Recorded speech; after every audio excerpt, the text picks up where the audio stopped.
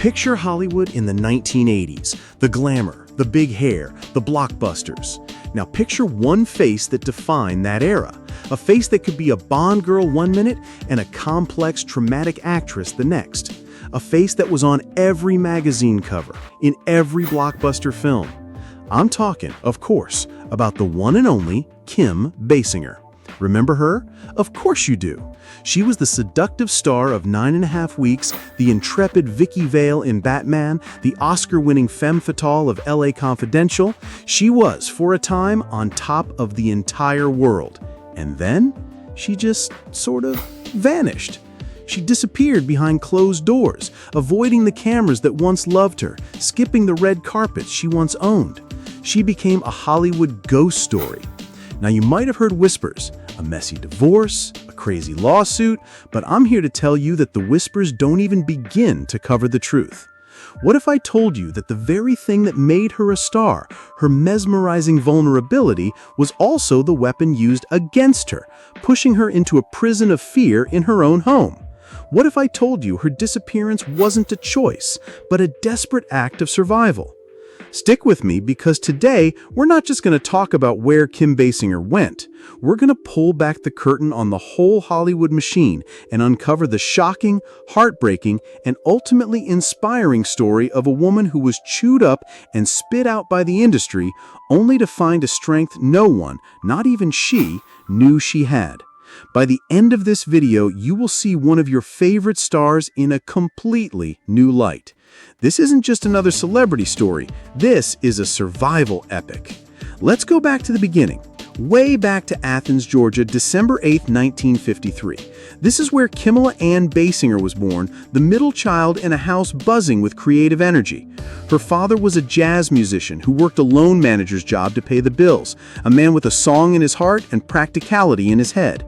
Her mother was a former model and dancer, a real-life Esther Williams who performed in aquatic musicals before trading the spotlight for motherhood. So you'd think Kim would be a natural performer, right? Wrong. This beautiful girl, surrounded by music and laughter, was trapped in a prison of shyness. I mean, debilitating shyness. The kind where you can't order your own food at a restaurant, where you freeze up if a teacher calls you on in class. She once fainted, literally passed out from the stress of having to speak in front of a crowd. Her parents put her in dance classes, hoping it would crack her shell, but the fear was just too deep. Then, in 1971, something shifted. She entered the Athens Junior Miss pageant, and for the first time, standing on a stage under the hot lights with hundreds of eyes on her, she didn't collapse. She didn't cry. She stood her ground and sang her song. As she later said, "I didn't really care about winning. I just cared about standing there singing the song and not fainting." It was in that moment that she realized she could exist under the public guise and survive. But here's the secret, the real reason she was drawn to acting. It wasn't about the glamour or the fame, it was about her dad. He was the only one in the family who would get this incredible, captivated look on his face when he was watching a great actor on screen. And Kim wanted more than anything to be the person who put that look on her father's face. That's it. That's the whole reason. She wanted to make her dad believe. How wonderfully pure is that? From that small-town pageant, she shot up like a rocket. She was signed by the legendary Ford modeling agency and became a top model almost overnight. You saw her face everywhere, on magazines and ad campaigns. But here's the thing, she hated it. She said, "I felt like I was suffocating." Can you imagine? Every day, your entire job is just about what you look like, a silent judgment, a constant appraisal. It wasn't scary, she said, it just made her feel completely lost. So she did what very few people in her position would do. She walked away from it all to chase that look in her father's eyes. She started from scratch, taking acting classes, auditioning for tiny, nameless parts on TV.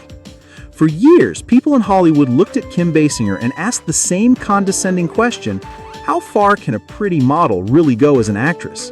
Well, Kim decided to answer that question with a stick of dynamite. In 1981, she posed for Playboy. Now hold on, this wasn't just some desperate grab for attention. This was a strategic power move. In an era where models were seen as little more than pretty furniture, that photo shoot was her way of screaming, I am not just a face. I am bold, I am in control of my own image, and I have a right to be in this business. And guess what? It worked.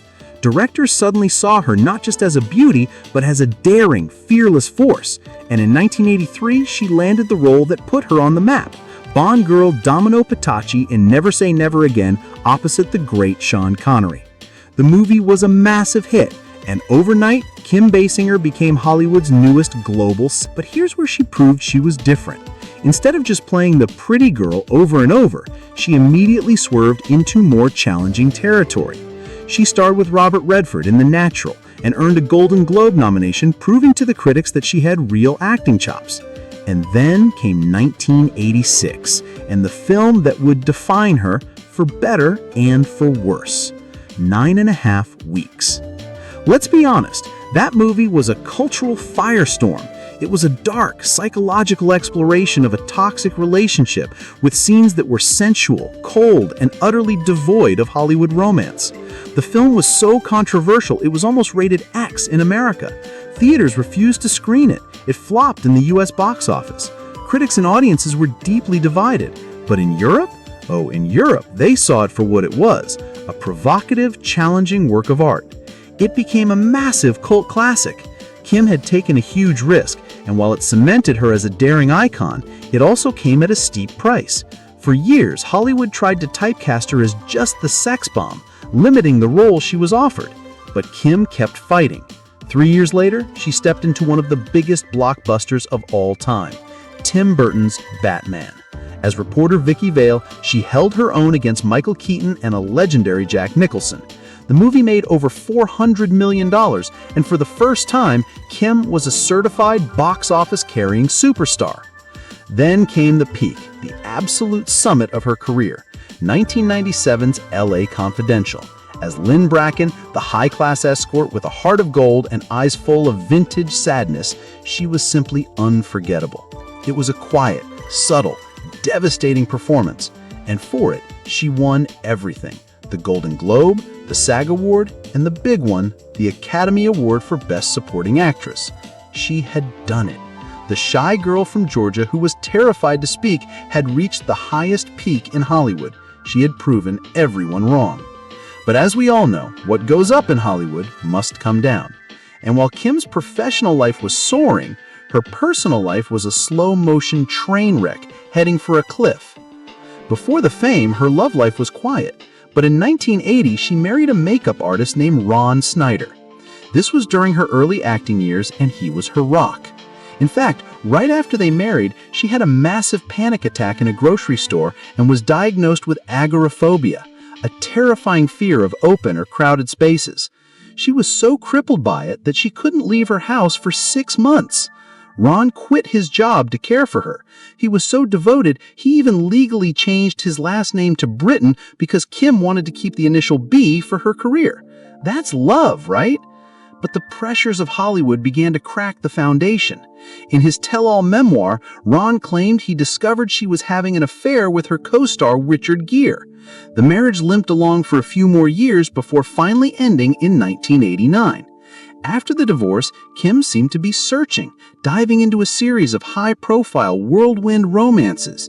She was with Batman producer John Peters and even had a passionate, unforgettable relationship with the one and only Prince. She described that time as beautiful and boundless, a moment of pure freedom.